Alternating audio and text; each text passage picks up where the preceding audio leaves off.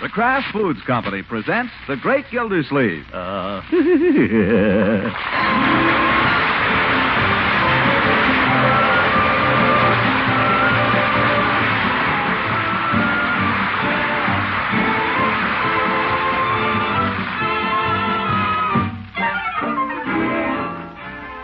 It's The Great Gildersleeve, starring Harold Perry, brought to you by the Kraft Foods Company, makers of a complete line of famous quality food products.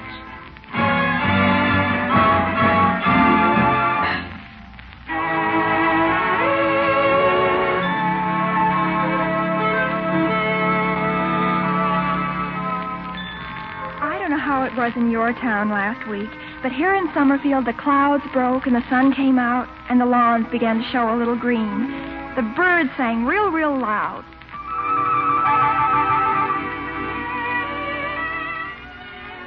Or maybe it was just that windows were open for the first time in months.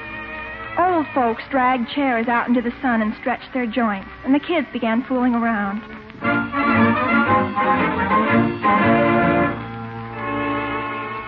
People in general found themselves acting a little goofy. And suddenly, everyone discovered it was spring.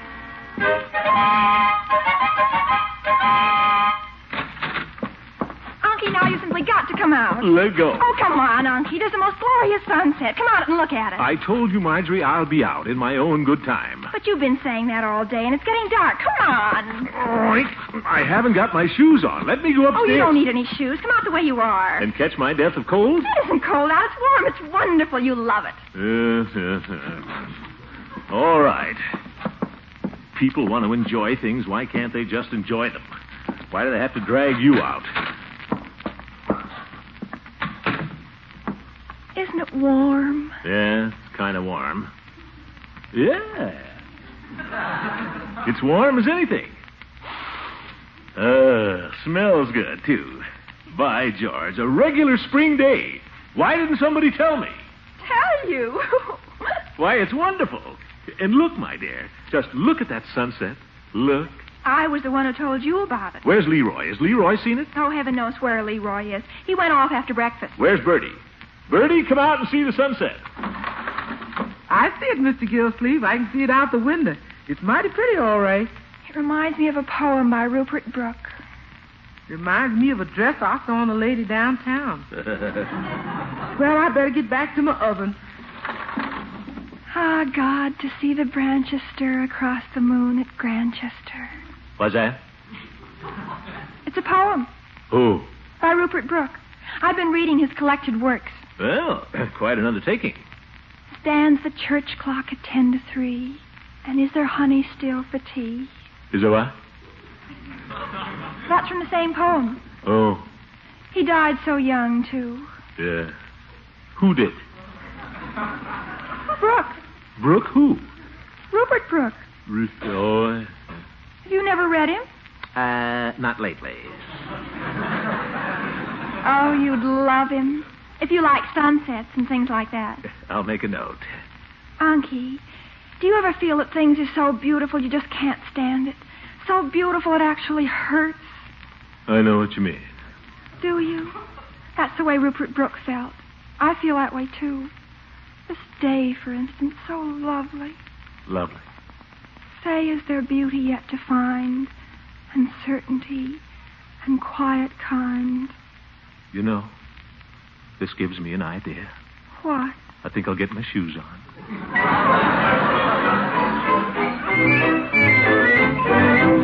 Yes, sir. Got an idea.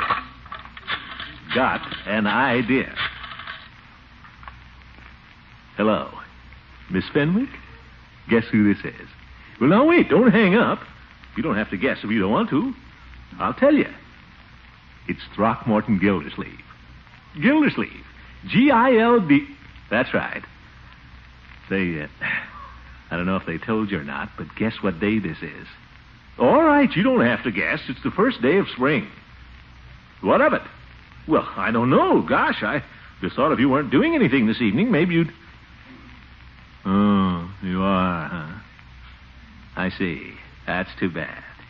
Well, yeah, maybe some other day. Goodbye. Some other day. Like the first day of winter. Now what? Eve? Not after she turned me down twice for that gym teacher. I'll die before I'll call her up. By George. Miss Gildersleeve, dinner. Dinner? Who wants dinner? All right, Bertie, I'm coming. Hey, boy, Joe! Leroy? I washed them. I'll clean my nails, too. What's for dinner, Bertie? Leroy, come back here. You can look at them if you want. Leroy, I think you might at least say good evening to your uncle. Hi, what do you want? Hi is not good evening. You want me to say it? Yes. Good evening. Good evening. Dinner is served. Yeah, I know. Wait for your elders. Sorry. What are you doing that for? I'm pulling out your chair for you. You needn't overdo it. Perfectly capable of pulling out my own chair. Marjorie? Yes? Good evening.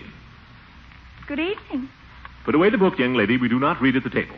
Oh, it's Rupert Brooke. I was just... I don't care if it's Edgar A. Guest. It's not polite to read at the table. Now put it away and join in the conversation. Go ahead and start some.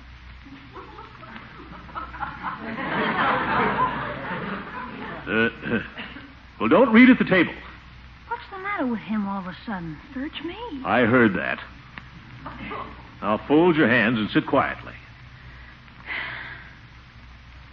Where's the dinner? Never mind. You'll get what you get when you get it.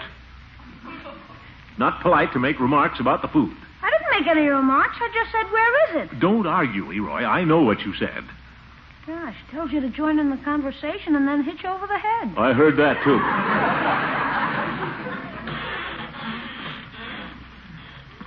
Well, Bertie? Sorry to keep you waiting, sir. What's this?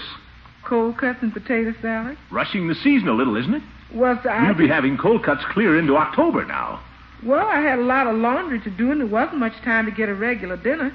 So I said to myself, it's so warm today, maybe if I just make some hot biscuits to take the curse off the cold cuts. By thunder, just because it turns a little warm. Well, Mr. Gildersleeve... I fail to see why everybody has to start acting like a ninny at the first sign of spring. Well, I just... It's taking advantage. That's what it is, Bertie. There's been a general letting down around here, and it's got to stop. Leroy, did you take out the ashes this morning the way I told you? Yep. You did? Well... I put the cans back where they belong, too. Did you clean up that mess in your room? What's the idea of going off all day playing baseball when I distinctly told you... I did, Unc. I cleaned that up yesterday. You can go upstairs and see for yourself. Oh. Have you done your practicing? Well, most of it. Most of it. Well, young man, you get to that piano right after dinner and you stick at it till you finished it. Okay. And don't ask me again for a catcher's mask. I didn't. Well, don't. There'll be no catcher's mask for boys who don't practice their piano. Think I was made of money. I've bought you dozens of catcher's masks. Where are they? So help me, Unc. Now, who the devil is that? Leroy, if that's one of your little friends, you tell him to go away. Okay, Come back here. Yeah? Where do you think you're going? It said to tell him to go away. Sit still. Don't get up from the table during dinner. I've told you that. But the doorbell rang. What do you think we have Bertie for? Bertie! Yes, sir? The doorbell. Yes, sir, I was just... Do not trouble yourself, Bertie. I will go. Suit yourself. Have to do everything around here. What the world's the matter with your uncle? He's been cooped up in the house all day. It's the bad air. What's he standing there for? Why doesn't he open it? Took too big a bite. He's trying to swallow it first. Oh, it's you, Judge. Kind of impatient, aren't you? I do hope I haven't come just at your dinner time. Oh, I have. Yes. Now, don't let me interrupt you people. You go right ahead. I'll just pull up a chair here and wait. Yes. I had an early supper myself, so nothing from me, thank you. Yes. What's on your mind, Judge? Hurry up and finish your dinner, Gildy. You and I are going to take a little constitutional. A what? Well, I thought it'd be nice if we took a little walk. Walk? Walk where? Well, nowhere in particular. I thought we might step out into the country a little. What for? It's such a lovely evening. Did you see the sunset? No. Marjorie, surely you saw it. I saw it, and I thought it was wonderful, Judge. So did Uncle Mort. Corniest thing I ever saw. All this fuss about spring. Old goat. They ought to have you in the ads for Bach beer. It's quite evident, Marjorie, that your uncle arose from the wrong side of the bed this morning. Gildy, you won't come for a walk then? I can't. Leroy has to practice his piano, and I intend to supervise him. Evening, Dad. Evening, Bertie. Can I set you a plate? Oh, no. I've already eaten, Bertie. Thank you. Another biscuit, Mr. Gildersleeve? Well, as long as you're here. Marjorie, may I ask what that is you have on your plate there? Is that cold tongue by any chance? Uh-huh. Would you like some? No. I had my supper. I just happen to be particularly partial to cold tongue, that's all. Get him a plate, Bertie. No. He's been sitting here trying to lap it up with his eyes. Now, really, I'm not hungry, Bertie. I've already had my... Well, if you insist. One piece, then. A little potato salad to wash it down? Well, a smidgen, possibly. I'm really not hungry. How about a biscuit? They're nice and hot. Oh, they look awfully tempting. Oh, give him the works, Bertie, and bring him a bib.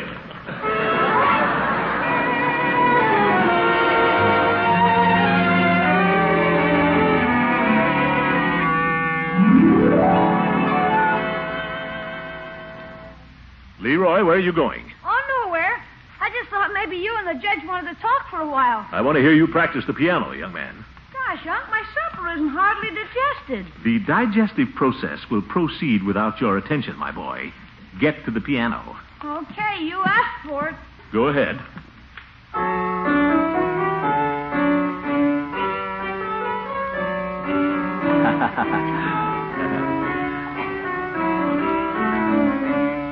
Very nice. Pretty melody, nicely played. Wait a minute. I've heard that darn piece 1,000 times, Leroy. So have I. Weren't you playing that piece 2 years ago, my boy? Yep. That was in a different key. Ye gods! I used to play it in the key of C. This is in D. I got 2 sharps to remember. George, I can't understand it. Your teacher must... Have you got something else you're working on? Well, nothing but my new piece. Your new piece? What's that? Some symphony. Well, get it out. Let's hear it. Only been working on it about a week. Come on, let's hear it. And I'll watch you. Help you keep your mind on it. Where's the music? Had it right here yesterday. Maybe Bertie put it somewhere. Bertie wouldn't be putting your music anywhere but here. Now find it. Here it is on the bench. Huh? Say. Symphonic themes for little folk. Which one are you working on? Here it is, number 3. Symphony number 5 by Tchaikovsky. Isn't that marvelous, Gildy? Little Leroy playing Tchaikovsky. Well, it looks easy enough. Play it. It's tough. Play it. Well, remember, it's not supposed to be perfect yet. We don't expect perfection, Leroy. Just do your best. Oh, brother. You're not helping, my dear. Go ahead, Leroy. Okay.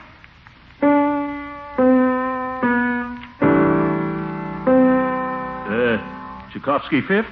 That doesn't sound familiar. Give him a chance, Gildy. The familiar part probably comes later. Huh? How does that go again?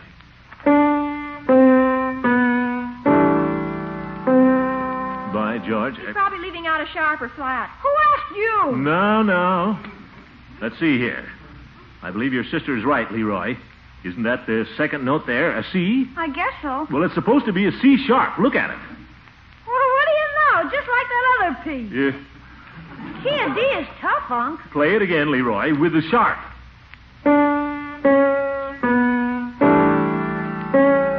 Well, of course, that's the 5th Symphony. One of my favorites. Go ahead, Leroy. No. Start over, and this time keep going. Okay.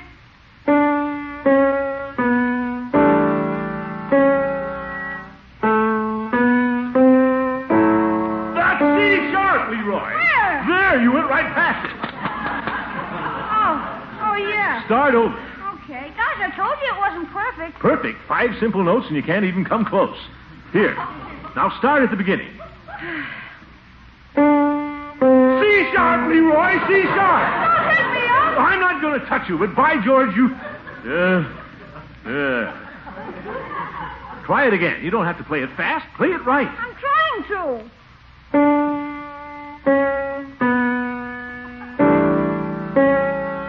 You've lost the rhythm now, Leroy. Da, da, da, da, da. It's easy enough for you. You know the tune. Well, whether I know it or not, all you have to do is count. 1, 2, 3, 1, 2. Doesn't Miss Roots teach you how to count? Sure. Well, count. I don't know how. Yeah. 1 and 2 and 3 and... C sharp, Leroy. Ye gods, C sharp, C sharp. Ye gods, the black one. Oh, God! You got me all mixed up. How can I play when you stand there hollering at me? By George, 3 years I've been spending good money on your music lessons. 3 years, $2 a week every week. That's over $100 a year.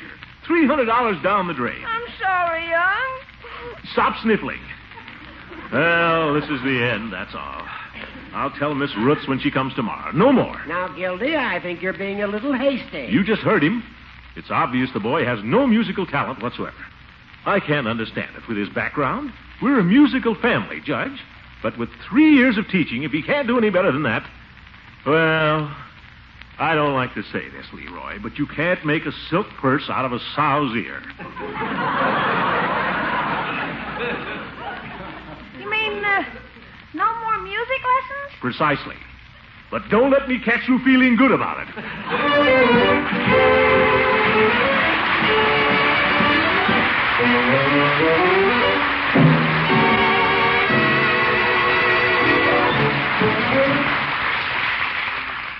You know, there's an old saying that absence makes the heart grow fonder.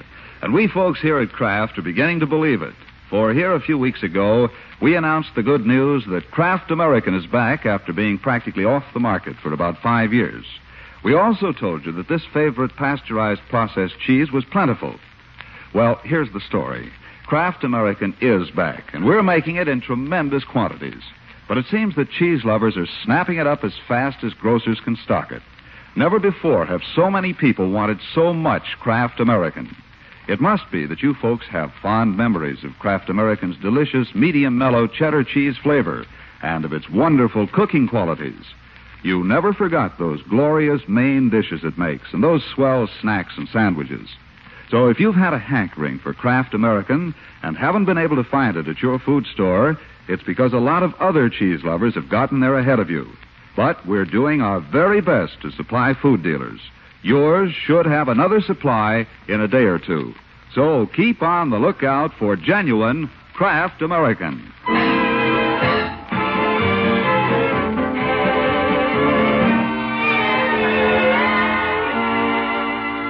Now let's get back to the great Gildersleeve.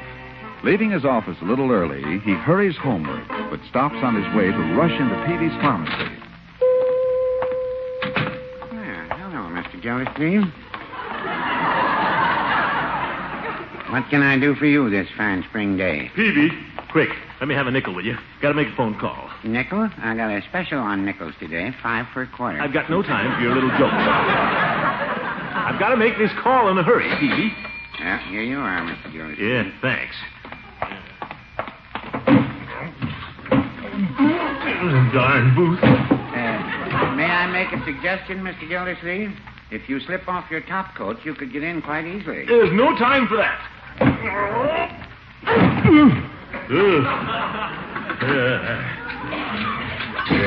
She better still be there. If I don't cancel her today, I'll have to pay her for the whole of April. Darn little chair. Hello, Marjorie? Listen, tell Miss Roots not to leave till I get there. I want... Not there, eh? Why isn't she? It's only 5 o'clock. The substitute. By George, that's the last straw. Well, tell the substitute to wait. I'll fire her. Yeah. I'll be there in 10 minutes. You think they could add an extra inch on these booths? Darn telephone company. I suppose it would cost them an extra 5 cents a booth, so they won't do it.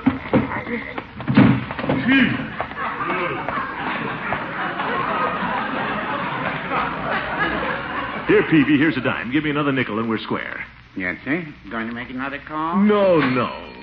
Oh, then the first call was successful, I take it. Yes. Call you didn't care to make from the office, evidently. It was nothing of the kind. This was strictly business. Mm-hmm. Mr. Gildersleeve, the amount of business that's transacted from that phone booth every year, particularly in the spring. This has nothing to do with spring. I was calling about Leroy's music teacher, if you must know, and I see you must. Oh. Come on, give me my nickel. Your nickel? Oh, yes. Gracious, I must have put it in my pocket. Here you are.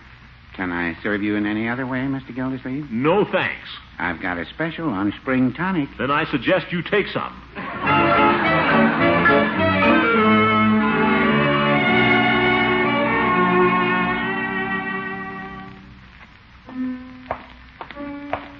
Well, still at it, eh? I suppose she thinks she's going to make an impression by giving full measure this time. Wonder if she suspects I'm going to tie the can to her. Well, I'm accepting no substitutes. Nobody plays Gildersleeve for a sucker. Guess I'd better get rid of Leroy before I take it up with her. Oops. Leroy? Leroy. Excuse me, I think I heard my uncle calling. I'll be right back. Leroy, I think you'd better run upstairs for a few moments. What for? So I can have a talk with Miss, what's her name anyway? Piper. Miss Piper. Well, you run upstairs. I'll handle old lady Piper. But, Unc. Run along, Leroy. Okay. Put my things away first. Think what I'm going to say to her. I hate firing people.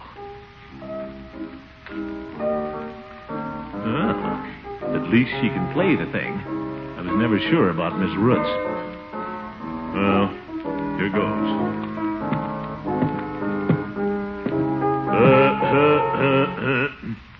Huh? How do you do? You're Mr. Gildersleeve? You're the piano teacher? Oh, yes. But I have to explain about that. You see... Why, you're young enough to be taking lessons yourself. Oh, I'm not so young. I've been teaching for 2 years, but not in Summerfield. Not in Summerfield. No. You see, I've just come here. Just come here. Miss Roots was kind enough... Well, she felt she needed help, and she hasn't been very well anyway. Hasn't been well, no. So she's taking the more advanced pupils and turning over some of the less promising ones to me. Less promising? Oh, dear. I didn't mean to say less promising. I meant, well, less experienced. Oh, that's all right. Leroy is less promising. He's less promising than almost anybody I know. Oh, I wouldn't... But he's my nephew, and I'm stuck with him.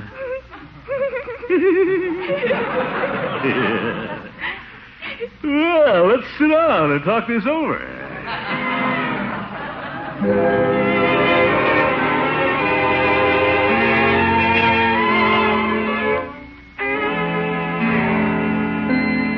Leroy, my boy, step into my study, will you please? Is she gone? Yes, she's gone. Step into my study. Me? Yep. In your study? Yep. Gosh, I haven't done anything. Honest, Unc. You have nothing to be nervous about, my boy. Sit down. You can sit in my chair if you like. Okay. Try not to make it squeak. Just sit still, huh? Okay.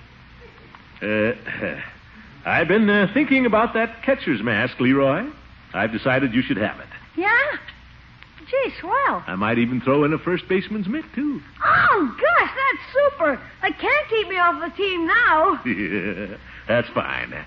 I want you to get plenty of exercise. Can I call Piggy? The team is supposed to play a warm-up game tomorrow afternoon. Let's not call Piggy just yet. With regard to your music lessons, Leroy, Yeah? I talked to Miss Root's assistant. Yeah. Too bad I haven't got any talent, Unc. But if you haven't got it, what can you do? Can't make a silk purse out of a sow's ear. That's me, a sow's ear. My boy, I'm afraid I underrated your talent last evening. You know, we're a musical family. You must have talent. I believe the trouble's been in the teaching. Gosh, I don't think so. Miss Roots is a swell teacher. I believe Miss Piper will turn out to be much better. Unc! Music can be a wonderful thing in a man's life, Leroy. To be able to sit down at the piano and let your fingers stray over the keys, make music come forth, it's a priceless gift. And you have talent, my boy. Miss Piper is convinced of it. She only gave me one lesson. She's convinced of it, and so am I. From now on, you'll have 2 lessons a week instead of 1. 2? When am I going to use my first baseman's mitt? There'll be plenty of time for that, my boy. You'll have 2 lessons a week, And I think it'll work out much better if I try to be here while you have them. Take more of an interest in your music. Oh, for corn's sake. Now, Miss Piper says you're a wonderful pupil, my boy. At least she has great hopes for you. At least she has hopes. Suppose you play that piece for me, huh? Once. The one we were having the trouble with last night, huh? Heck. Come, Leroy. Just play it once, and you can go outdoors until supper. Gosh. Catcher's mask, Leroy. Come now, play it nicely.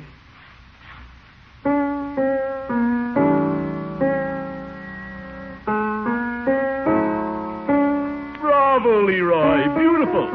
Yes, sir. She's a real teacher.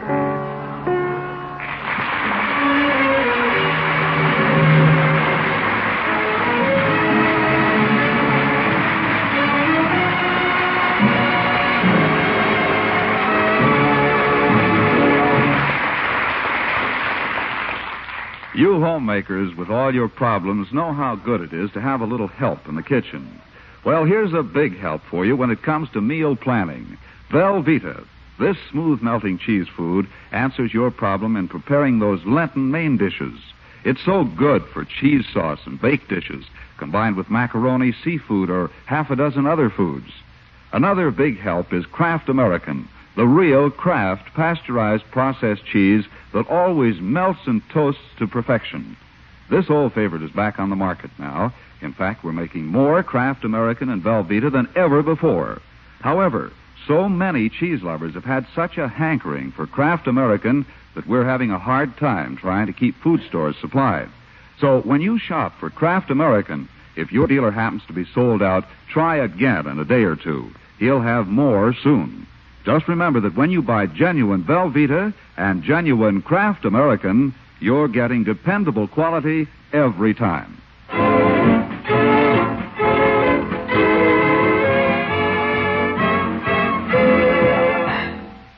Dear Miss Piper. Maybe I should say, my dear Miss Piper. No, she might think that I... Dear Miss Piper. Enclosed fine check in the sum of $16 in payment for Leroy's lessons for the month of April. Yours truly, Now, yours sincerely? Sincerely yours.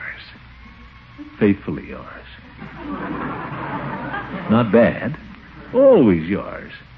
Yours always. Maybe that's going too far. Your friend. No harm in that. Your friend. No, I better play it safe. Yours truly, Throckmorton P. Gildersleeve. Good night, folks. The Great Gildersleeve is played by Harold Perry. It is written by John Whedon and Sam Moore. The music is by Jack Meakin. Included in the cast are Walter Tetley, Louise Erickson, Lillian Randolph, Earl Ross, and Dick LeGrand. Stay tuned in now for Duffy's Tavern, which follows over most of these stations. This is John Lang saying goodnight for the Kraft Foods Company and inviting you to listen in again next Wednesday for the further adventures of the Great Gildersleeve.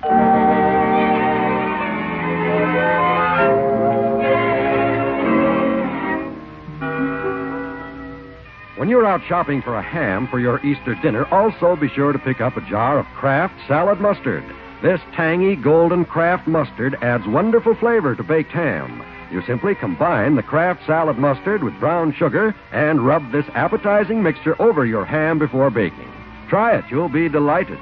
And by the way, for guests who prefer a mustard that's just a bit sharper, there's a Kraft mustard with snappy horseradish added. Buy both kinds when you shop tomorrow.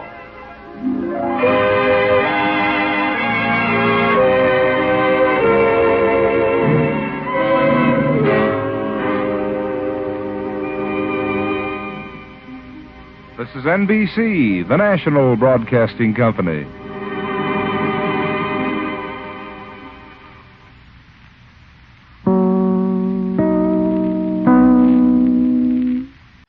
The Kraft Foods Company presents The Great Gildersleeve.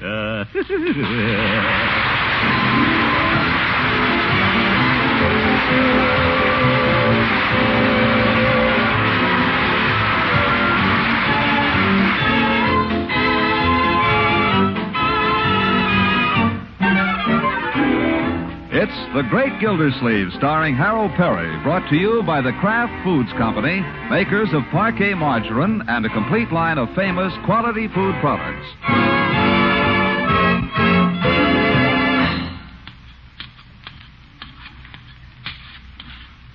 You know, folks ask me sometimes how I come to be a barber.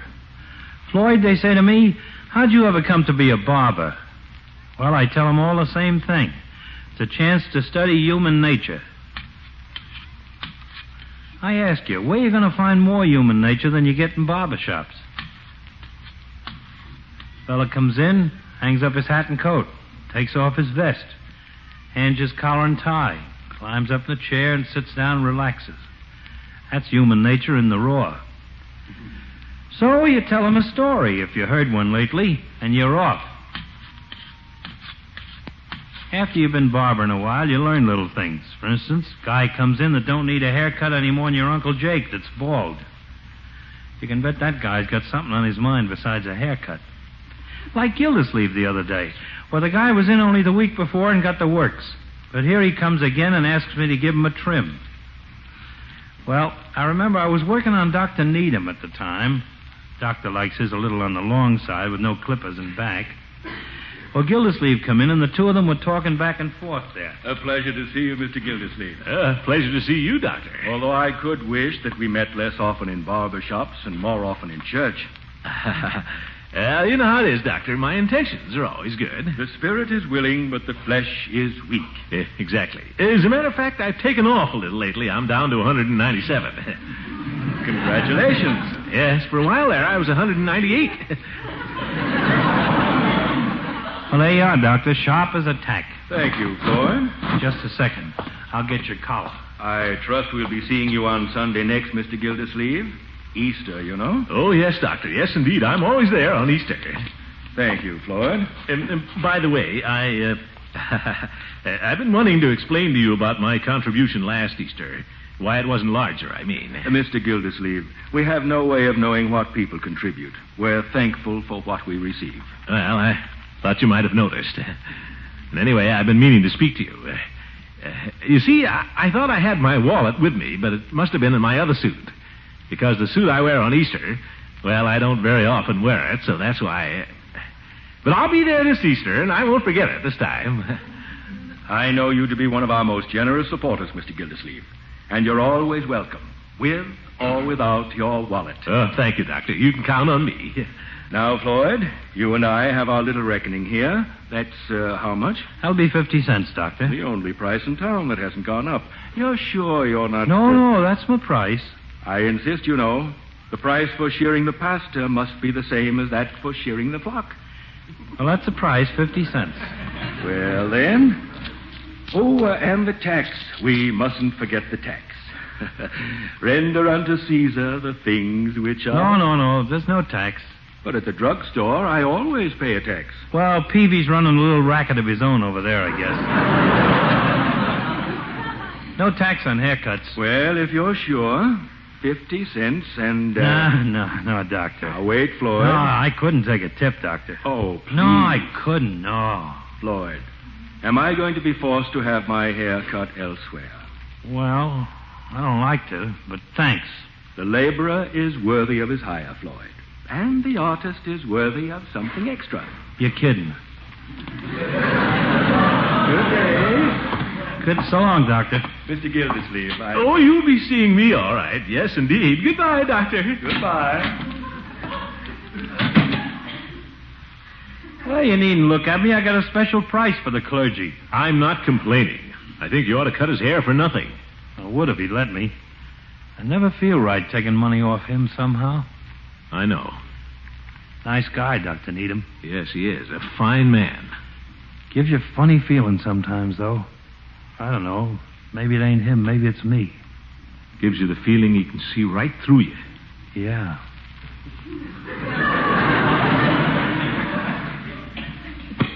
Well, climb up in the chair, Commissioner. What can I do for you today? Just give it a little trim, Floyd. Trim? Trim what? I trimmed it just last week. Well, what do you think about my mustache, then? What about it? Do you think it might be shorter? Well, I could shorten it. Don't say it'd look any better. Well, try to spruce it up a little if you can. Okay, now hold still. Getting awful particular in your old age. What? Haircut last week, now your mustache. Must have something on the fire. Keep it even, Floyd. Keep it even. I hear where Mrs. Ransom is coming back to town in a couple of weeks. So I hear. Kind of jumping the gun a little, getting dolled up now, ain't you? You'll be shaggy around the ears again by the time she gets here. Mrs. Ransom's return means very little to me, Floyd, one way or the other. Don't give me that. I'll be glad to see her, naturally. We've always been friends, but that's all. Well, I'm a son of a gun. You must be getting old or something. Don't you believe it? Yes, sir. When a man starts getting fussy about his mustache and loses his interest in women... Who's losing interest? Well, you just now told me that... There's an old saying, Floyd. There are more fish in the sea than ever were caught. Oh, you've been fishing. Nothing of the sort. Would this little fishy have a name? She's not a little fishy. She's a very nice girl. Young? Youngish. Is she pretty? Don't you know me well enough not to ask that? Where do you get 'em?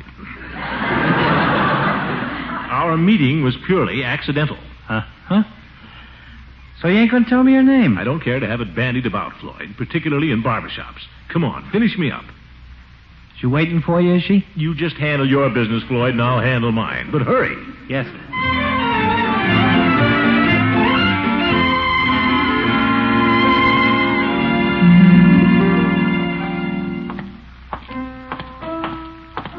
Good. She hasn't left yet. Unless Leroy's practicing by himself. Most unlikely, though, if I know Leroy. Wonder if I could ask her to stay to dinner. I don't know. She's kind of shy. Better not rush things. Darn it, I've got to think of something. Well... Unky, you're home early. Not particularly. Why, it's only 5 o'clock. Well, I wanted to be around. Supervise Leroy a little, if necessary. Make sure he gets started right with his new piano teacher. She's still here, I presume. Yes, she's here. What are you grinning at? Nothing. Yes. Very important for a boy to get started right, my dear. That's where he went wrong with Miss Roots. Got off on the wrong foot. Well, it is. I didn't say anything. Yes.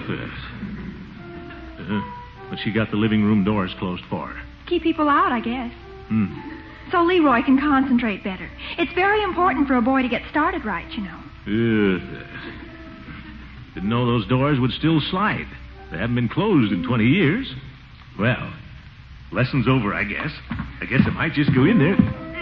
Thought it was over. Well... Marjorie, haven't you got anything to do? Sure, if I want to. What are you standing around here for? Where are you? I just told you, so I can keep an eye on Leroy and help Miss, what's her name? You know her name. Oh, yes, Miss Piper. Slipped my mind for a moment. By the way, has she a first name, do you know? It's Joanne. Joanne. I saw it on her music roll. Joanne.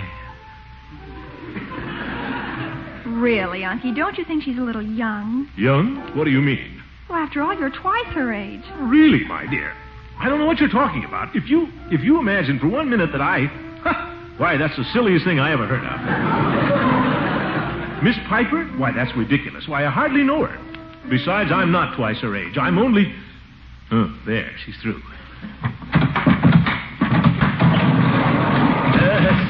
Sorry, folks. Hope I'm not intruding. Oh, Mr. Gildersleeve. No, I think we've done enough for today. Don't you, Leroy? You said it. Well, Miss Piper, how is our young pupil coming, would you say? Yes. Oh, I think with a That's little... fine. I'm glad to hear it. Keep practicing, my boy. Practice makes perfect. Eh, Miss Piper? That's right. And watch those sharps and flats, Leroy. You've got to look sharp, or you'll be flat. Oh, brother, is that corny?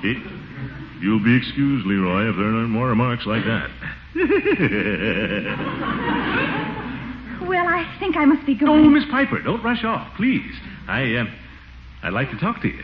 About Leroy. About his lessons, I mean. Yes?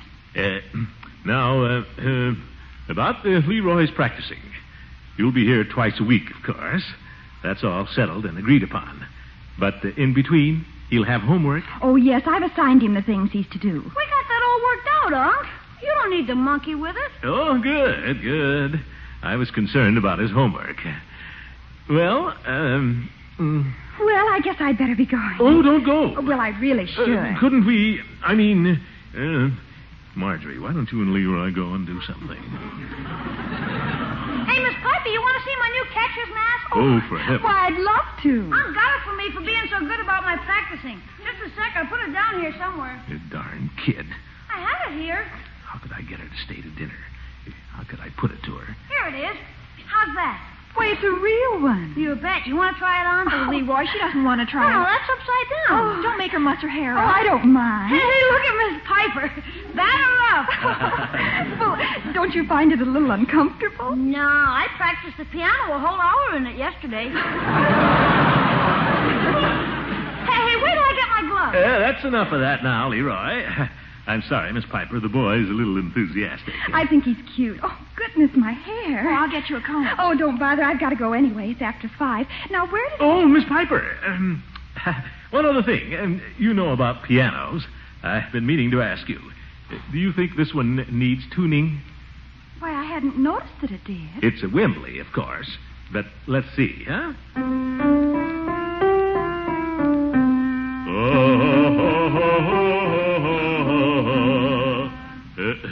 No, I'd say it was just about in tune. Why, Mr. Gildersleeve, you have a voice. Voice? Oh, hardly that. I sing a little for my own amusement, that's all. But I wouldn't want to sing for you. You wouldn't want to hear me sing anyway. Excuse me. Leroy, come here a second, will you? You wouldn't want to hear me sing anyway. Oh, I'd really love to hear you. You would? You must promise you will sometime. Oh. Now, where did I leave my thing? Oh, she can't go. Don't rush off, Miss Piper. I mean, do you have to? Well, they'll be expecting me. You could telephone. I mean, well, we don't want to impose on you, of course. I know your time is valuable. You have lessons to give and so on. I just thought that, Hey, Unc, Bertie wants to know if Miss Piper's going to stay to dinner. Leroy, what a wonderful idea. Well, that's very good, my boy. Yes, indeed. Now, why didn't I think of that? Miss Piper, you take your things right off and stay. Tell her she's got to stay, Leroy. Marjorie, come and tell Miss Piper she's got to stay to dinner. Tell her to stay, Bertie. Well, really, No, Leroy's not the kind of a boy who takes no for an answer. Are you, Leroy? No, sir. Well, you're all very kind. I'd love to stay if I may. If you may. Says she'll stay if she may. Oh, really, I don't know what to say. You're all so friendly. I'm a stranger here, you know. I've only been in Summerfield a few weeks, and to have you take me right in this way... Miss Piper, we want you to feel that you're just one of the family here. Don't we, children? Yes, sir.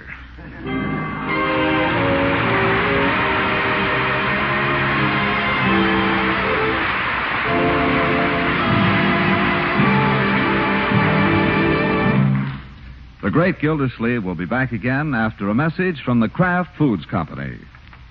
Easter is making an early appearance this year. Which reminds me, Mr. Lang, that I'd better put in an early appearance at the grocery, so I'll be sure of having a choice of the foods I want for my family's Easter meals. Good idea. I expect many women will be at their food stores bright and early tomorrow, and with quality foods in such big demand for special occasions, I'd like to offer an important reminder, too.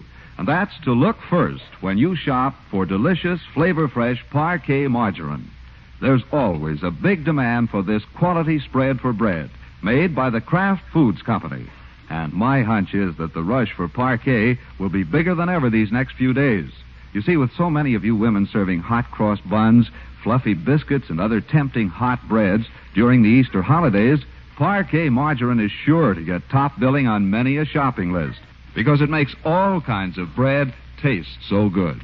So remember to look first for this spread with the fine, fresh flavor. Parkay, Parquet margarine, made by Kraft. Look first for Parquet, the spread preferred by millions.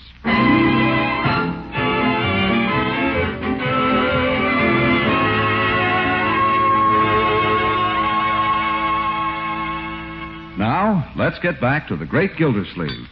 Oh, Leroy, you Miss Piper, look. I bet you can't do this. That old napkin trick? Oh, who can't do that? What is it? There. You see? Hello, little girl. Hello, Mr. Gildersleeve. That's wonderful. Now, that's when it's a little girl. Now, if I hold it like this, what is it? An old man. That's right. Hello there, Grandpop. Hello there, Sonny. How have you been? Eat your supper, Unky. For goodness sakes, it'll get all cold. Yeah, I'll get around to my supper. Say, did you ever see Miss Piper's finished her peas and potatoes. Maybe she'd like some more. What? Oh, certainly. Bertie! We have a bell, Miss Piper, but Uncle Mort can't remember it. I can't remember it, and Bertie can't hear it. Bertie! Well, I really couldn't eat any more, Mr. Gildersleeve. Honestly. Bertie. Did you want something, Mr. Gildersleeve? More food from Miss Piper, Bertie. Another of those delicious pork chops. Unky. I'm sorry, Mr. Gildersleeve. That's all the pork chops is. Oh? Oh. Well, then... Really, Mr. Gildersleeve, I couldn't possibly eat any more. Well, I guess that's the way it is, Bertie. Delicious, though, weren't they, Miss Piper? They're specialty around here. Pork chops a la Bertie. Hammas Alabamas. Yeah? Oh, yes. With one drop of precious sauce distilled from a tree elephant. Isn't that stuff crazy? What are you talking about, my dear? Little Abner. Leroy, I've told Don't you read Little Abner, Mr. Gildersleeve? I just love it. You do? I can't get through the day unless I read Little Abner in the morning. Oh, well, I haven't read it very much lately. Oh, then you missed a perfectly wonderful story. This little man wanted to get into the Gourmet Society. Little Abner? No, another character. Well, he wants to get into the Gourmet Society, but in order to get in, you have to submit a dish that's good enough. And this guy's been rejected so many times already, he's only got one more chance. Let's just let Miss Piper tell the story, shall we, Leroy? Well, anyhow, this little fellow has a wonderful dish to submit, but he needs a very rare kind of pig to make the sauce. Hammas Alabama. And that's where salami comes in. I knew it was going to be salami as soon as they started looking for a pig. So did I. Who else could it be? Well, anyway... Say, did you ever read Mutt and Jeff?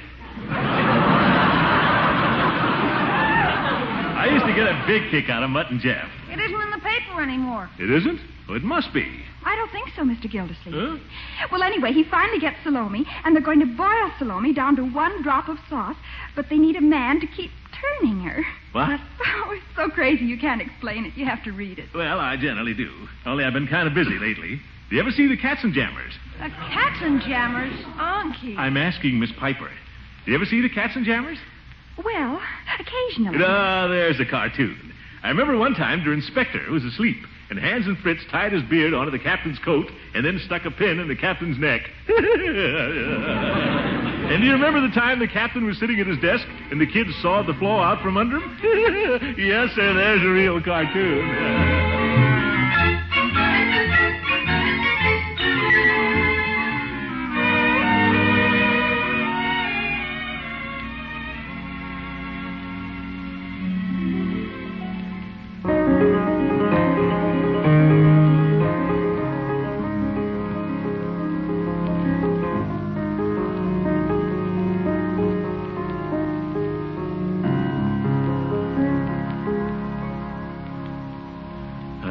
Beautiful.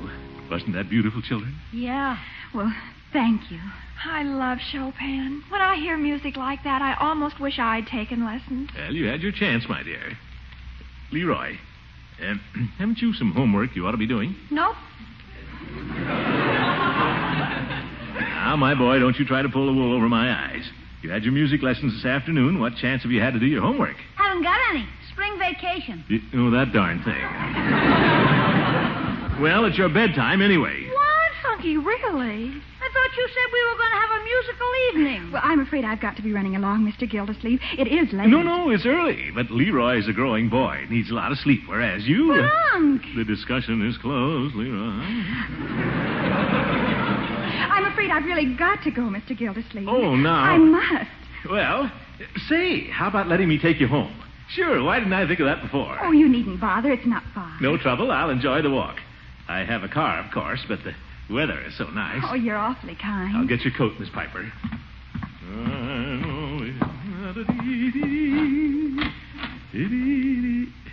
Yeah, I guess this is hers.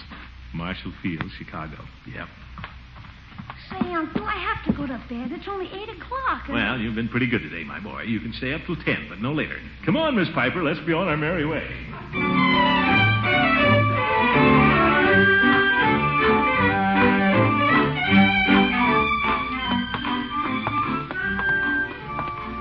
Really too bad you have to go home early on such a nice spring evening. Oh, it's not so very early. It's almost 8:30. Say, look at that. What? Moon. I see they're tearing up the street again. You don't want to go straight home, do you? I should.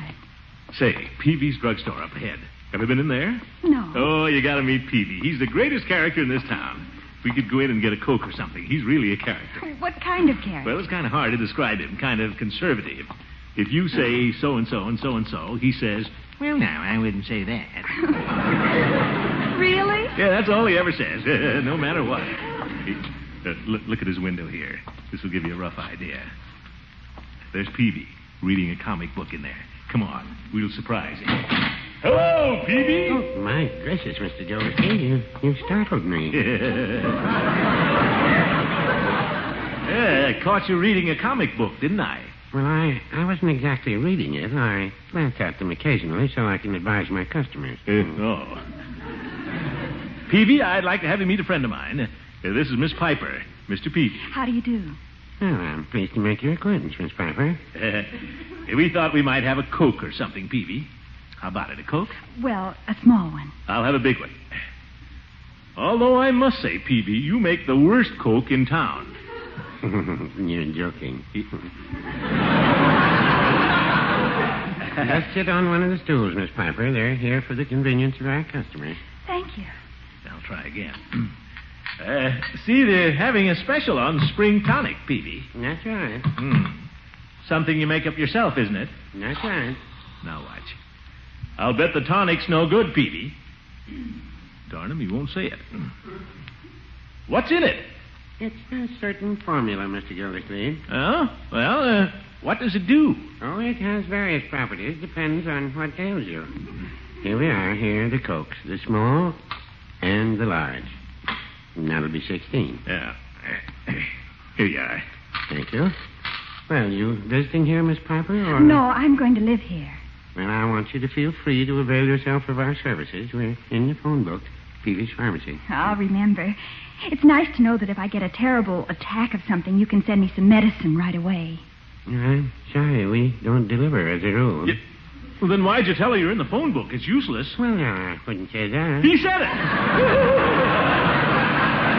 Peavy, you're a character. Come on, Miss Piper, I gotta get you home.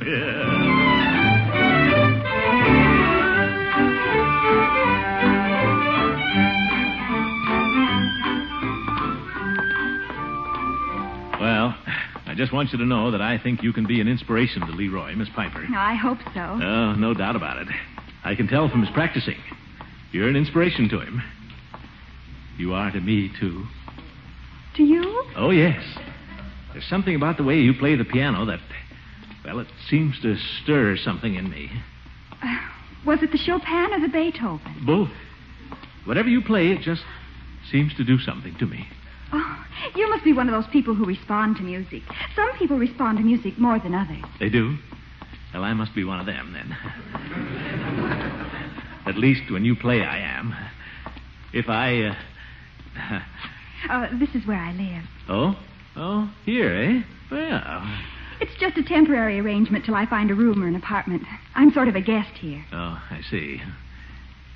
Do you have to go in right away? I really should. Oh, well... Oh, the porch light's on. That means they're expecting me. Oh, well, Miss Piper? Yes? Nothing. I just, Well, Joanne, I thought I heard you out here. Dr. Needham. Oh, it's you, Mr. Gildersleeve.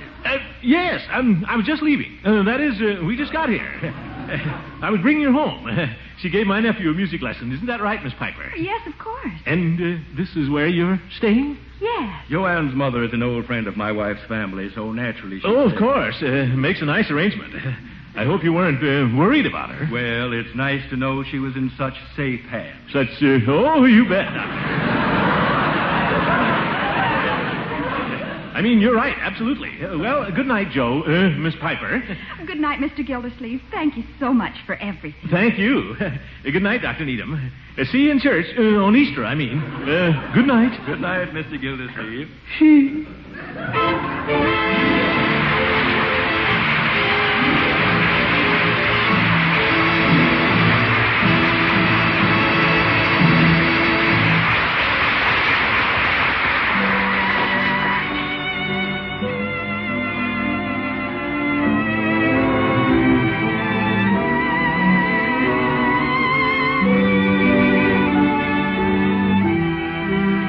Ladies and gentlemen, for several years it's been our privilege to have James L. Kraft, the founder of our company, join us on our Easter week broadcast.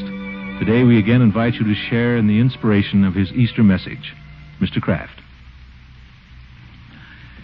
Thank you. Again this year, it gives me the greatest pleasure to send Easter greetings to Kraft men around the globe and to friends both known and unknown everywhere. The Easter season is a time for rejoicing all over the earth, a time for renewing faith and re-examining the true values of life. Even nature at this time of the year seems to join in this affirmation of eternal hope and everlasting life. A long time ago it was said, "Know the truth, and the truth shall make you free."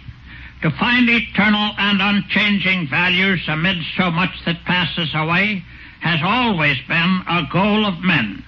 And much of modern science, invention, and education holds this knowledge of the truth as their objective. Yet, in the field of the human spirit and moral conduct, it is of even greater importance that we seek out the unchanging truth, that it may make us free. Now, truth may be regarded as an abstract quality, a faraway goal to be desired by the seeking mind. But it is also, and more vitally, a living quality revealed in a way of dwelling in harmony with one's fellow men. This living truth was expressed perfectly in the life of him whose death and resurrection from the dead the whole Christian world observes this week. I have been reading once again the story of the trial and crucifixion of Jesus. It is a profoundly moving story. You will remember that after Pilate's interrogation of Christ, Jesus said in substance, "I came into the world that I should bear witness of the truth." Then Pilate asked a question which many before him and many since have asked, "What is truth?" By his death and resurrection, as by his life among men, Christ gave the answer to that question. For only as men are able to live humbly and unselfishly together, expressing by all that we do the truth that is in us, will we be able to solve the great problems of the world today. Only by casting aside all pettiness and selfishness, and by following the straight and simple path of doing unto others as we would have others do unto us, can nations and people learn to live in peace and harmony together. At this Easter season, let us all witness by our daily living the faith and hope and truth that in us lie. Let us walk daily in the light of a great faith and hold the flame high for all to see. Only thus can the eternal promise of this sacred day come to flower on the earth.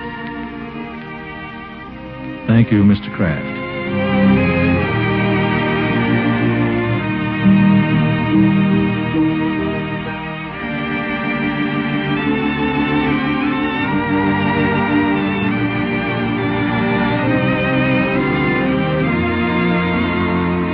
This is NBC, the national broadcasting company.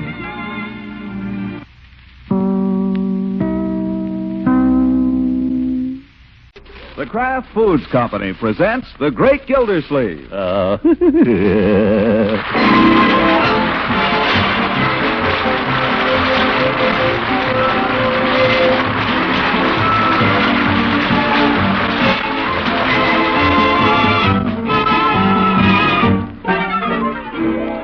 It's The Great Gildersleeve, starring Harold Perry, brought to you by the Kraft Foods Company, makers of Parquet margarine and a complete line of famous quality food products.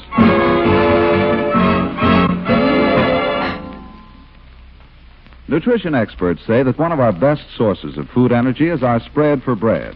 So I'd like to remind you that delicious, nourishing Parquet margarine is one of the finest energy foods you can possibly serve. Parquet is made of selected energy-rich vegetable oils and other wholesome products from the farmlands of America. Parquet margarine also has 15,000 units of important vitamin A in every pound.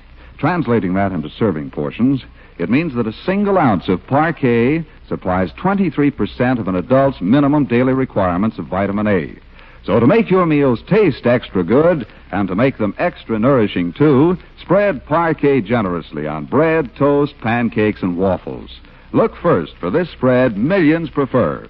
Parkay, Parquet margarine, made by Kraft.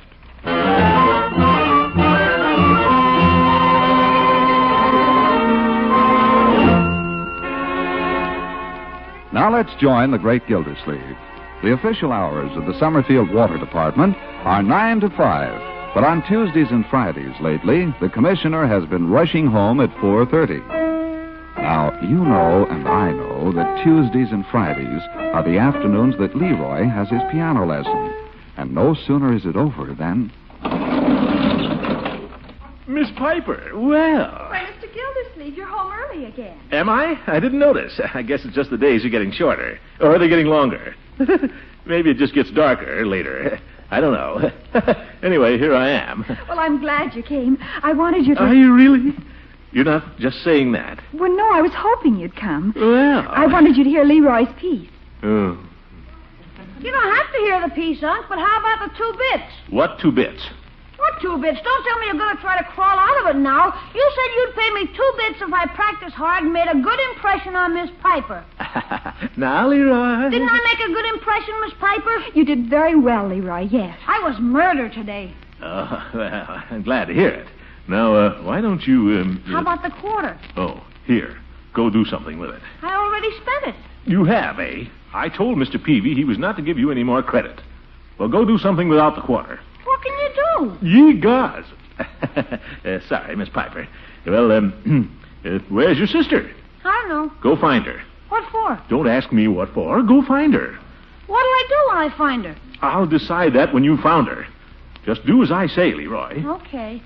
That's it. Run along, my boy. Boys will be boys. Watch it, Leroy. Oh, sorry, Bertie, I didn't see you. Open that door a little wider, will you, Leroy, so I can get this train through? What do you got there? Hey, East! Open the door, Leroy. Well, Bertie. Now, Miss Gildersleeve? What's that, Bertie? Will I serve it now? Anytime. Leroy, now put that back. I got some takeout in the kitchen for you. Oh, boy. If you move that ashtray, Mr. Gildersleeve, I'll just sit it down here on the coffee table. Well, what have we here, Bertie? Tea. Oh, you'll just have to stay for this, Miss Piper. Well, By George, Bertie's a jewel. She thinks of everything. What a wonderful idea. Tea. Look at that. Cinnamon toast even. And cake. Ain't that what you ordered, Mr. Gildersleeve? Yes, sir, Bertie's a jewel. Well, I do hope you haven't done all this for me. Oh, not at all. We have this every afternoon, don't we, Bertie? Well, we may miss an afternoon occasionally. What is this? Chocolate cake, Bertie? Yes, sir. I was going to call you back when I found they didn't have any coconut, but then I said to myself, I bet Miss Piper likes chocolate just as well anyway. She's a jewel, all right. Oh, really? You people go to so much trouble for me every time I'm here. Trouble? It's almost embarrassing. Last week you had me to dinner, and now... Oh, honey, it ain't no trouble at all. Ain't no more trouble to cook for 5 than it is for 4. Any friends of Leroy's and Margie's, we're just glad to have them here, ain't we, Mr. Gildersleeve? That's right, Bertie. I wonder if you'd mind closing that door when you go out. A little draft through here. Yes, sir. Jewel?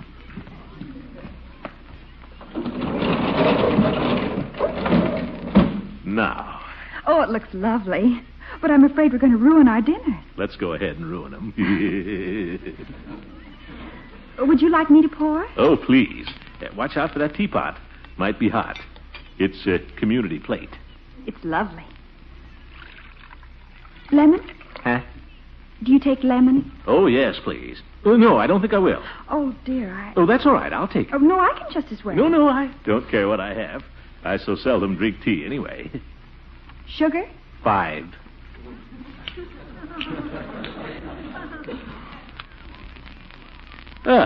Thank you.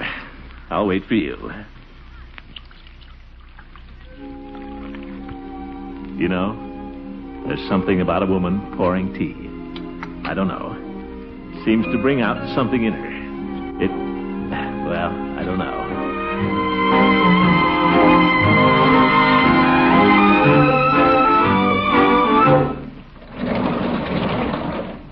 Hello, Unky. Oh, hello. Hello, Marjorie. Well, hello. What's this, tea, for goodness sakes? Is there anything so strange about that? Only you drinking it. Say, it's a banquet. I suppose you want something. Oh, I couldn't possibly. I just had a double malt with Jerry. Good.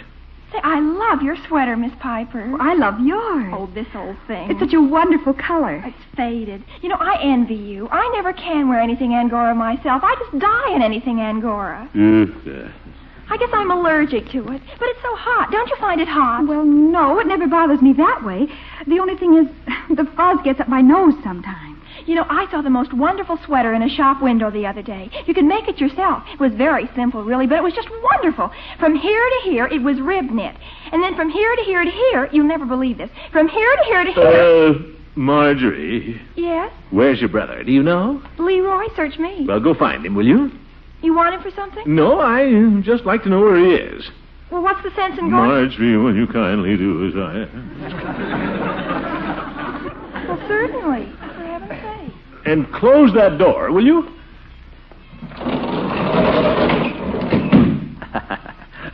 Children, Miss Piper. You have to keep track of them every minute. Now, perhaps we can get back to our tea. You were saying... Oh, I was saying... What was I saying? Well, it doesn't matter. This is fun, isn't it?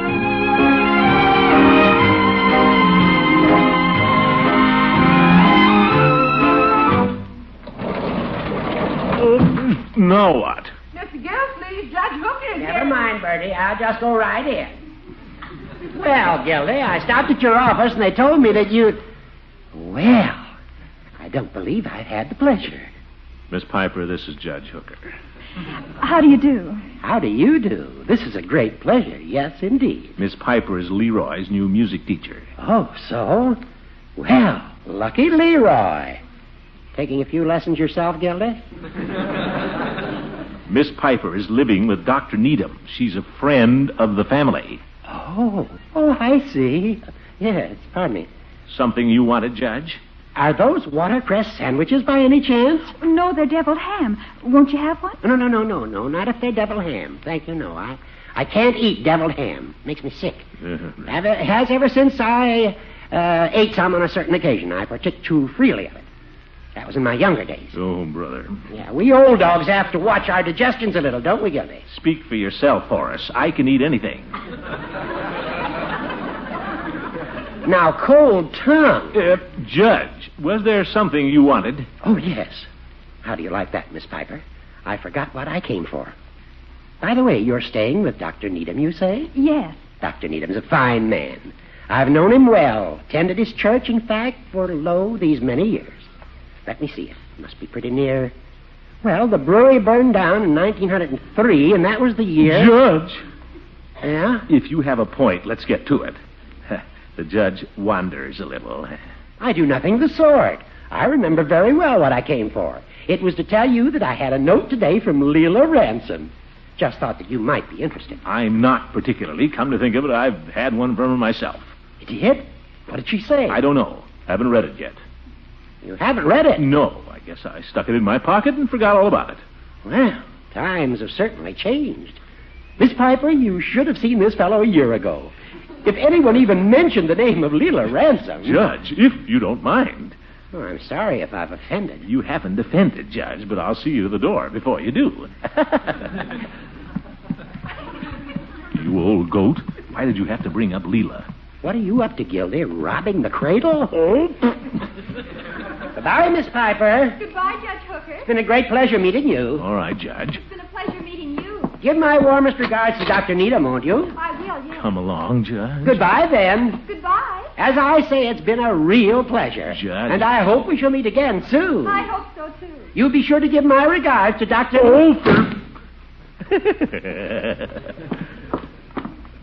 Now, maybe we can continue with our tea. So nice. Everyone's so nice to me here. Yes, yes. Now, where were we? We were talking about music, and you... Oh, yes. No, I wouldn't want to sing for you, Miss Piper. After all, you're a professional, and I... Oh, please. No. Drink your tea. Some other time, perhaps. Not today. No.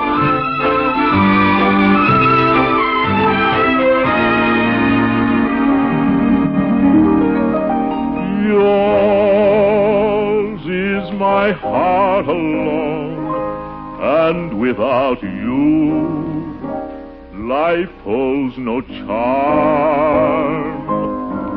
Yours, every thought I own, I love the theme of every dream.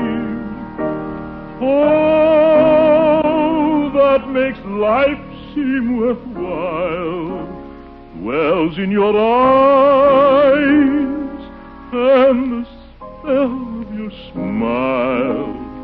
There is no song half so sweet to me as your voice whispering, I love you, dear.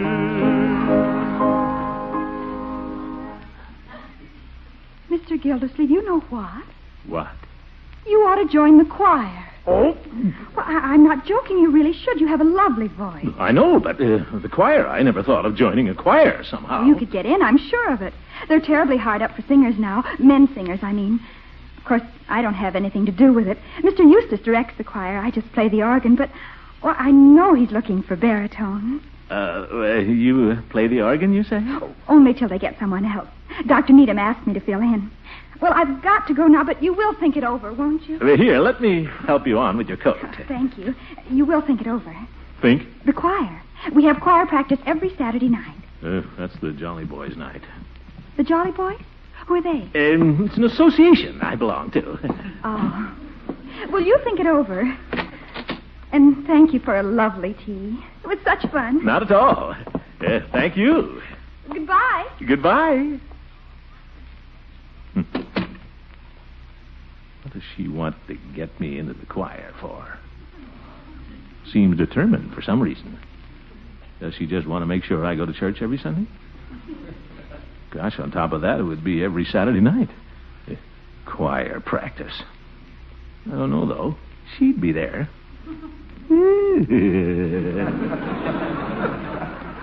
I'll bet she thought of that. I'll bet she wants to see me. She cares. She cares. Yours is my heart alone. Na-da-da-dee, da-da-da-dee. Yours. Wants to see me, eh? Well, you don't have to join the choir to do that.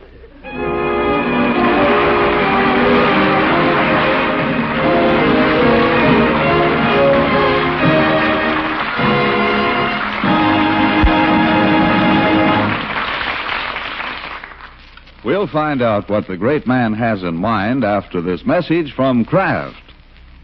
Don't look now, but I wonder how many of you women can tell offhand the color of the tie your husband wore to dinner tonight. Let's ask this young lady. Golly, Mr. Lang, I don't think I could. I wasn't paying close attention to what my husband was wearing. Well, I was merely using that as an illustration to point out how we're all apt to overlook things unless we take special note. Now, let's apply that to your food shopping. Say you're looking for a spread for bread that's flavor fresh and delicious, made of top quality ingredients by a maker of fine quality food products. I'm paying close attention now, Mr. Lang, and I'd say you're talking about Kraft's Parquet Margarine. I certainly am. And here's something I'd like you to take special note of the next time you serve Parquet. I'd like to have you note Parquet Margarine's fine quality, its delicious flavor, its smooth texture. And please note this, too. Parquet margarine is made from select products of American farms. So always look first for this spread of fine quality and delicious flavor. Parkay. Parquet margarine made by Kraft.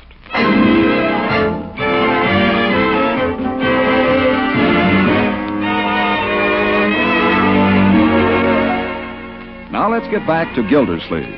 He spent a night with strange melodies running through his brain. By morning, he is ready for action. And when Gildersleeve is ready for action, get out of the way. Gosh, hope Dr. Needham doesn't answer the door himself. I believe he's got a housekeeper, but if... Miss Piper, it's you. It's me. Mr. Gildersleeve. Didn't expect to see me again so soon, did you? Well, Is Dr. Needham home? No, he's gone to a christening. He has? Well, that's too bad. I had my heart set on taking you and the doctor on a picnic. Picnic? Perfect day, isn't it? Well, yes. Wait till you hear. I got Bertie to fix up a beautiful basket lunch so I could go on a picnic with Marjorie and Leroy. Then after everything was all ready, they let me down. Marjorie decided she'd rather write some letters. And Leroy remembered he was supposed to go to dancing school. Really? It's as true as I'm standing here. So here I am, loaded with picnic lunch. Come on. We don't want all those pickles to go to waste, do we? Well, no, I've got the stuff in the car. Cold chicken, cold ham. Well, really, olives, cheese, a whole cake. Come on. Mr. Gildersleeve, well, there's no reason I can't go, only... Atta girl. Grab your overcoat, and we'll get going.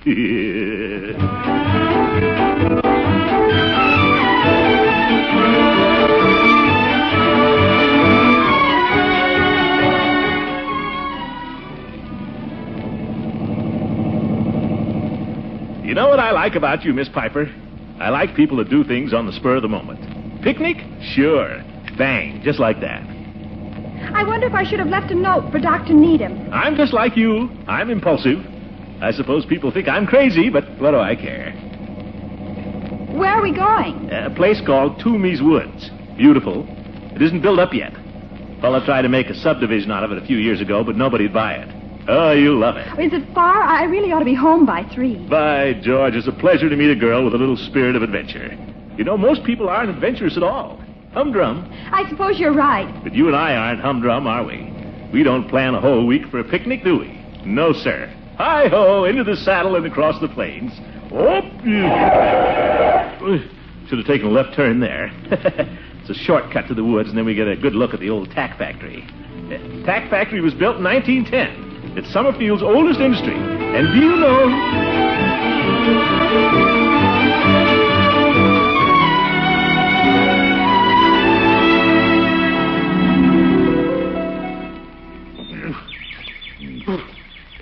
Just up this little hill here. This is a nice place. Oh, Mr. Gildersleeve, I wish you'd let me carry one of the baskets. No, it's nothing. Besides, we're almost there. Oh, a woodpecker. Off there somewhere. Do you see him? Nope. Oh, we should be able to see him. There's so few leaves on the trees. Oh, there he is. This is a good place. Oh, look quick. Oh, he flew away. Who? Oh, the woodpecker. Oh, well, he'll come back. Give me a hand with this basket, will you, while I get the knapsack off my back? Yes. Darn straps cut into your shoulders. There. It's too bad you missed the woodpecker. I think it was a downy. What? A downy woodpecker. It's all black except for 2 white tail feathers. Oh, that's so. Where'll I put the sandwiches? Anywhere. Aren't you interested in birds? I'm crazy about them. Oh, so am I. Birds. Have a pickle, Miss Piper. Well, I don't think I'm hungry yet, Mr. Gildersleeve. It's fun just sitting here looking at the sky. Yeah. Look. What's the matter? A rose-breasted grosbeak in that maple. There, see him? Well, what is it? A rose-breasted? Grosbeak. Grosbeak. It's the male. The female must be around somewhere. Oh, must be. The male grosbeak is very gallant. He sings to his mate and brings her potato bugs. Potato bugs? Oh, we scared him away. Don't you want a sandwich? Ham, chicken, cheese. It's Kraft's Velveeta. Thank you. My, this is good. I was hungrier than I thought, Mr. Gildersleeve. Miss Piper. Yes? I'm tired of calling you Miss Piper. Oh, you could call me Joanne, Mr. Gildersleeve. Joanne. But then you have to call me something. Say, why don't we have nicknames for each other? I love nicknames. What kind do you think? Well, we're both interested in music and birds. Bird names? Well, that would be fun. Yeah. What do you want to be? Oh, I don't know. There's so many lovely birds. Well, should be a bird that's musical. How about a lark? A meadowlark? Oh, that's too long. Skylark. I'll call you Skylark. All right. And, you call me Grosbeak.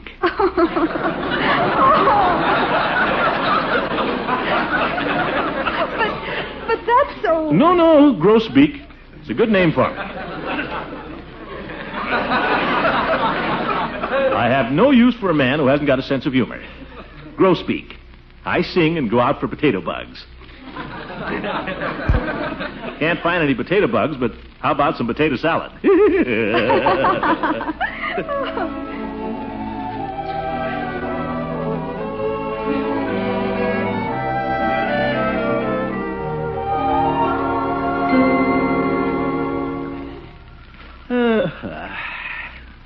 Tell you another thing I like about you, Skylark. What? You're independent. I like a girl that knows how to do something. Doesn't just sit around waiting for some man to come along. Oh, I couldn't stand that. What? A man coming along? No, just sitting around. And even if a man did come along, I don't know. I don't think I want to get married.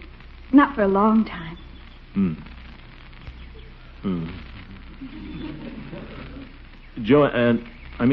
Skylark. Yes? Have you ever been in... have you ever had a... What? Boyfriend? I'll bet you've got a boyfriend back east.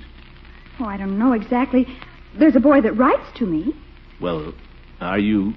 Does it amount to anything? Oh, no. He was just a boy at music school. Oh.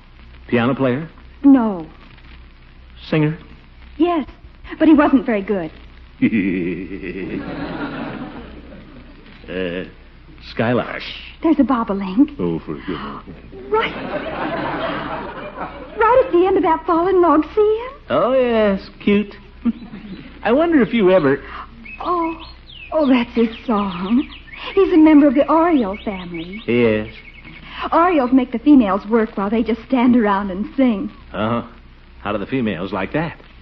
I don't know. I wouldn't stand for it myself. Good for you. What are you doing? Oh, I thought I saw a nest. Just taking a closer look. Darn birds. Why don't they leave us alone? Oh, here it is.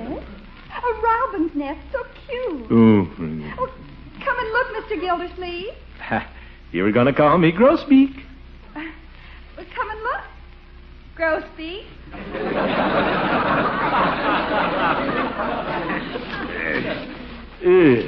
Robin's nest, you say? Anybody home? I don't think so. See? Well, what do you know?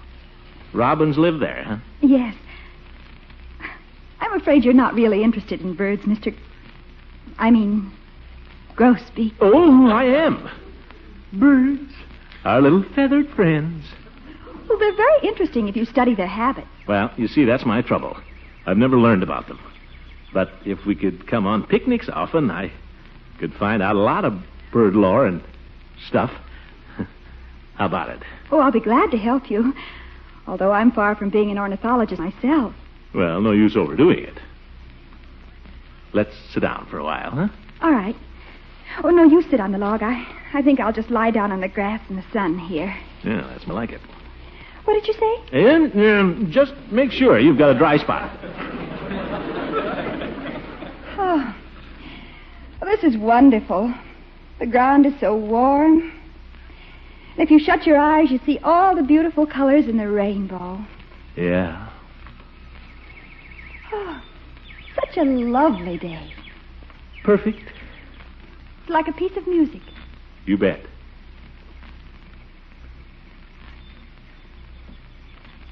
Skylark. Yes? Are you thinking?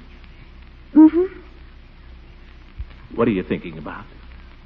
You're supposed to offer me a penny. Oh, penny for your thoughts. I'll do better than that. You tell me what you're thinking, and I'll tell you what I was thinking. Huh? How's that? All right. I was thinking how sad it is that the whole world can't be as peaceful as this quiet spot here.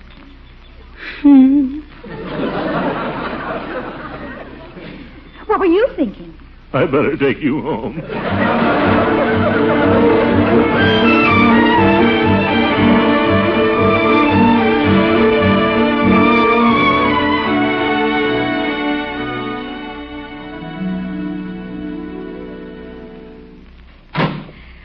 have to see me to the door. Oh, it's no trouble. Gildersleeve, well. Oh, hello, Dr. Needham. Trimming your hedge? Yes, and I may say that while the harvest truly is plenteous, the laborers are few. Yes, that's right. We've had a lovely time, Dr. Needham. Mr. Gildersleeve took me on a picnic. Is that so? By the way, I've been meaning to speak to you, Mr. Gildersleeve. To me? Would you excuse us for a moment, Joanne? Oh, surely. I'll see you before you go. You, want to see me alone, Doctor? Just for a moment. It concerns Joanne. What's he trying to... He hasn't got anything to talk to me about. I haven't done anything. You, say it concerns Joanne? Yes. I've been worried about her. Worried? Yes, she's a newcomer here. But you've gone out of your way to make her feel at home. Oh, it's a pleasure. She was a stranger, and ye took her in. I haven't had time to do much for her myself, and my wife hasn't been well. Oh, sorry to hear it. Nothing serious? I trust not. Well, what was it you wanted to say to me, Doctor? Oh, yes, I'd almost forgotten. I was wondering if through your niece, perhaps, you could arrange for Joanne to meet some young people. Oh? Oh, what's the matter? Are you all right, Mr. Gildersleeve? Yes, indeed. I'm all right. I'll try to arrange her. Well, still talking? I'll take care of it, Doctor. Thank you. Well, Joanne, we'd better go in to supper. Thank Mr. Gildersleeve for a pleasant day. That's not necessary. But I had such a lovely time. Oh, you did? I haven't had such a lovely day in years. Since the time Daddy took me to the zoo in Philadelphia. Daddy. Well, goodbye, Mr. Gildersleeve. Goodbye, Skylark. Oh, yes, I forgot. Goodbye, Grosbeak. Grosbeak.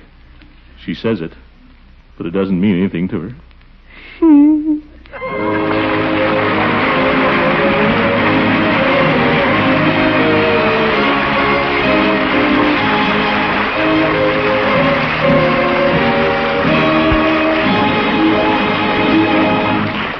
The Great Gildersleeve will be right back. First, the Kraft Foods Company wants you to hear this special Army Week message. America's peacetime volunteer army is being built on a new concept, the development of a great research organization composed of skilled, informed technicians. A few of the many new activities are research in all-weather flying, radar, mapping techniques, preventive medicine, chemistry, and communications. And in this new army of specialists, there is an honorable, respected career for young men who wish to contribute to the safety and welfare of the nation and the world.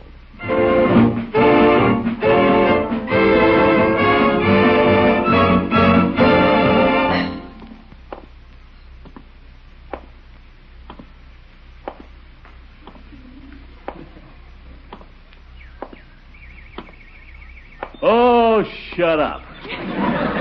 Good night, folks. The Great Gildersleeve is played by Harold Perry. It is written by John Whedon and Sam Moore. The music is by Jack Meekin. Included in the cast are Walter Tetley, Louise Erickson, Lillian Randolph, and Earl Ross. Stay tuned in for Duffy's Tavern, which follows over most of these stations. This is John Lang saying goodnight for Parquet Margarine and the Kraft Foods Company, and inviting you to listen in again next Wednesday for the further adventures of the Great Gildersleeve. Good night. This is NBC, the national broadcasting company.